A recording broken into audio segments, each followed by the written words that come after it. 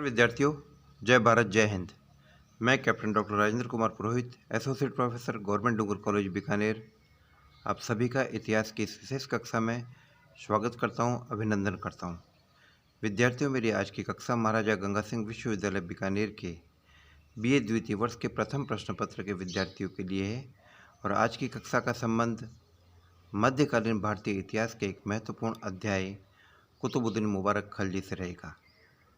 विद्यार्थियों, कुतुबुद्दीन मुबारक खलजी उन दिल्ली सुल्तानों में से एक था जिनके बारे में कहा जाता था कि जिसने अपने आप को खलीफा का दाहिना हाथ नहीं कहा बल्कि स्वयं अपने आप को खलीफा कहा। कुतुबुद्दीन मुबारक खलजी उन दिल्ली सुल्तानों में से एक था जिसने कि अलाउद्दीन खलजी के द्वारा की गई व्यवस्था को काफ़ी हद तक बदल दिया। इतिहासकार बर्नी के कथन पर यकीन करें तो यह मानना पड़ेगा कि कुतुबुद्दीन मुबारक खलजी को पुरुषों की तुलना में स्त्रियों की संगत ज़्यादा पसंद थी और वह अपने दरबार में कभी कभी स्त्रियों के कपड़े पहनकर भी बैठता था और साथ ही साथ नग्न होकर अपने दरबार में दौड़ भी लगाया करता था। तो इस प्रकार की बहुत सारी बातें सुल्तान कुतुबुद्दीन मुबारक खलजी के बारे में मिलती है।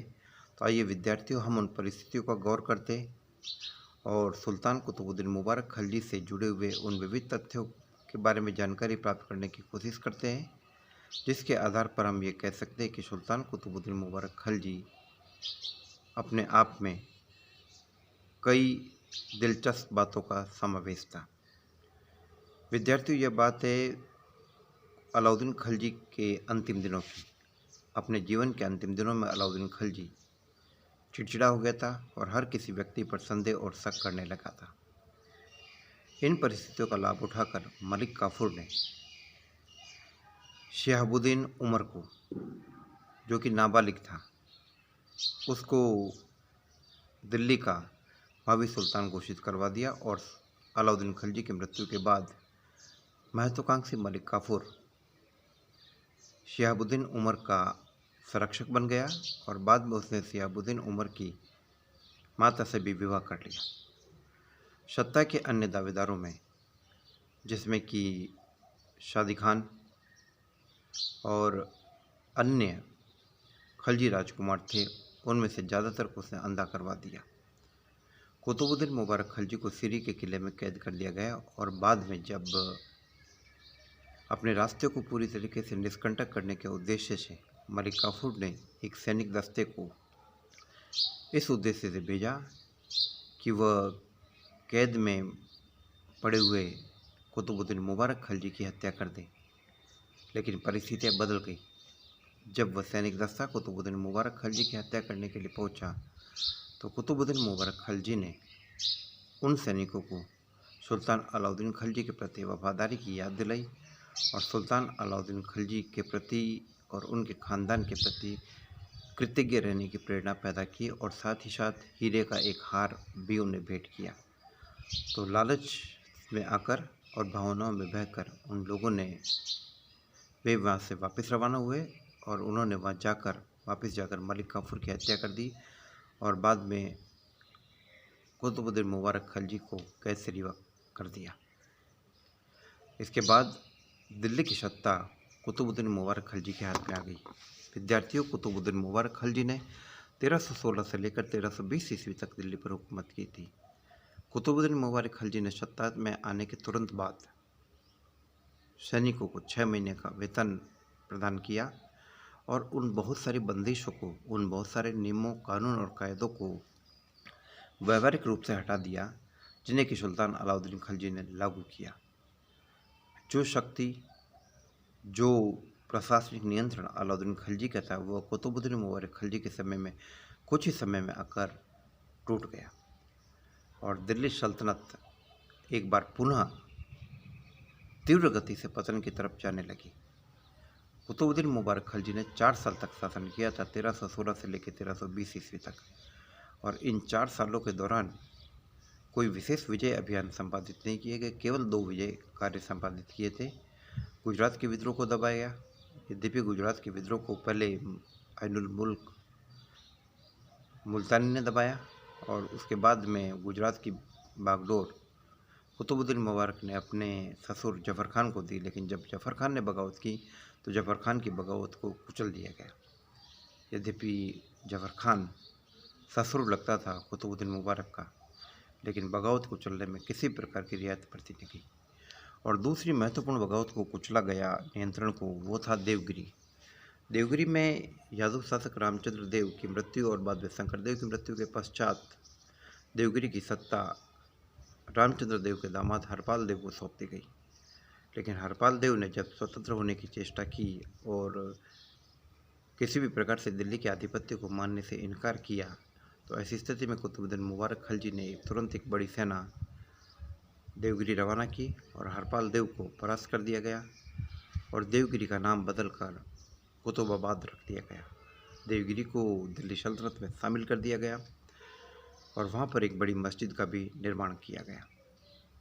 इसके अलावा कुतुबुद्दीन मुबारक खलजी के समय में अन्य कोई बड़ा विजय अभियान संपादित नहीं किया था। कुतुबुद्दीन मुबारक खलजी के काल में खलजी शासन व्यवस्था पूरी तरीके से छिन्न-भिन्न हो गई और यही कारण था कि जस्ट 4 साल बाद तत्कालीन अव्यवस्थाओं का लाभ उठाकर अलाउद्दीन खलजी के समय में उत्तर पश्चिमी सीमा प्रांत के सीमा रक्षक मुल्तान, दीपालपुर और समाना की रक्षा के मुद्दे से जुड़े हुए महत्वपूर्ण सीमा रक्षक मलिक गाजी तुगलक, जिसे कि विद्यार्थियों इतिहास में गयासुद्दीन तुगलक के नाम से जाना जाता है, उसने उन परिस्थितियों का लाभ उठाया और एक बार दिल्ली में खलजियों की सत्ता को उखाड़ फेंका और एक नवीन वंश तुगलक राजवंश की स्थापना की। एक ऐसा राजवंश जो कि करोना तुर्कों से संबंधित था। तुगलक अपने आप को करोना तुर्क मानते थे। तो इस प्रकार की महत्वपूर्ण जो घटना जो घट रही है, उसके मूल में कुतुबुद्दीन मुबारक खलजी द्वारा पैदा अव्यवस्था स्पष्ट रूप से जिम्मेदार थी। लेकिन इसी बीच एक महत्वपूर्ण घटनाक्रम और घटित होता है जो कुतुबुद्दीन मुबारक खलजी की सत्ता को डायरेक्टली उलट फेंकता है।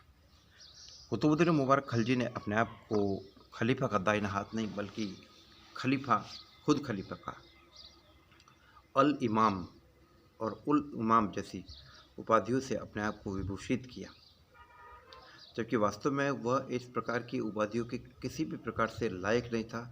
किसी भी प्रकार से इन उपाधियों का वह हकदार नहीं था। यहाँ तक कि हम देखते कि उसका पिता सुल्तान अलाउद्दीन खलजी, जो बहुत बड़ा विजेता और जो बहुत बड़ा प्रशासक था, उसने भी अपने आप को खलीफा नहीं कहा, बल्कि उसने अपने आप को यामीन उल खिलाफत नासिर अल अमीर अल मोमिनीन, राइट हैंड ऑफ द खलीफा and the faithful commander of the Islam के नाम से अपने आप को संबोधित किया। तो इस प्रकार की उपाधियों के बिल्कुल अयोग्य था कुतुबुद्दीन मुबारक खलजी और सत्ता तेजी से पतन के गर्त की तरफ जाने लगी।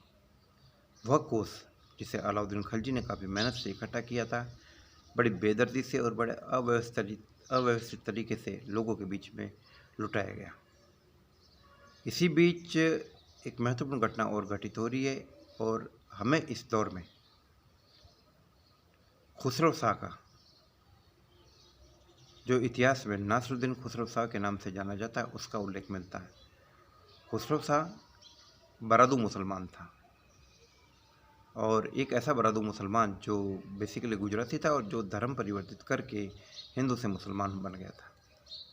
उसने सुल्तान की विश्वसनीयता, सुल्तान की कृपा दृष्टि हासिल कर ली और अपने 40,000 गुजराती सैनिकों के एक दस्ते को तैयार किया और उसे महल में, किले में रखने की अनुमति सुल्तान से हासिल कर ली। यद्यपि सुल्तान कुतुबुद्दीन मुबारक खलजी के टीचर, उसके उस्ताद, उसके शिक्षक जियाउद्दीन ने सुल्तान को समझाने की चेष्टा की कि खुसरो शाह के इरादे नेक नहीं लगते, इसलिए उसे इस प्रकार की अनुमति नहीं देनी चाहिए। लेकिन कुतुबुद्दीन मुबारक ने अपने उस्ताद की बात नहीं सुनी और उसका अपमान किया और यही हुआ। अप्रैल 1320 में 40,000 गुजराती सैनिकों के इस दस्ते के कमांडर नासिरुद्दीन खुसरो शाह ने महल में घुसकर कुतुबुद्दीन मुबारक खलजी की हत्या कर दी। कुतुबुद्दीन मुबारक खलजी को बाल पकड़कर उसके कक्ष से घसीटते हुए लाया गया और उसका कत्ल कर दिया गया। और इसके बाद खुसरो खान ने नासिरुद्दीन खुसरो शाह के नाम से अपने आप को सुल्तान घोषित किया। ऐसी स्थिति में जो लोग दिल्ली के आसपास थे उन्होंने खुसरो शाह को सुल्तान स्वीकार कर लिया, लेकिन जब इस बात की खबर उन खलजी सरदारों तक पहुंची या उन मुस्लिम सरदारों तक पहुंची, तुर्क सरदारों तक, जो सीमा प्रांतों पर तैनात थे और राजधानी से दूर थे, उन्होंने इस सत्ता को मानने से इनकार कर दिया और उनका नेतृत्व इस बार किया मलिक गाजी तुगलक ने, मलिक गयासुद्दीन तुगलक ने। गाजी तुगलक एक बहुत बड़ी सेना लेकर दिल्ली की तरफ रवाना हुआ और रास्ते में उसका बेटा मलिक जूना, जो आगे चलकर इतिहास में मोहम्मद बिन तुगलक के नाम से जाना गया, वह उससे जा मिला और इस सम्मिलित सेना ने खुसरो शाह को परास्त कर दिया और खुसरो शाह को कत्ल करके उससे सत्ता से हटा दिया गया और 1320 में एक नवीन राजवंश की स्थापना होती है, जो कि तुगलक राजवंश के नाम से जाना जाता है। विद्यार्थियों, मैंने अभी आपसे बात की सुल्तान कुतुबुद्दीन मुबारक खलजी से जुड़े हुए महत्वपूर्ण तथ्यों के बारे में और उन परिस्थितियों के बारे में जिसके चलते हुए दिल्ली सल्तनत में तुगलक वंश की स्थापना हो रही है। आगे की कक्षा में मैं आपसे सुल्तान गयासुद्दीन तुगलक, मोहम्मद बिन तुगलक और फिरोज तुगलक के बारे में चर्चा करूंगा। जय हिंद, जय भारत।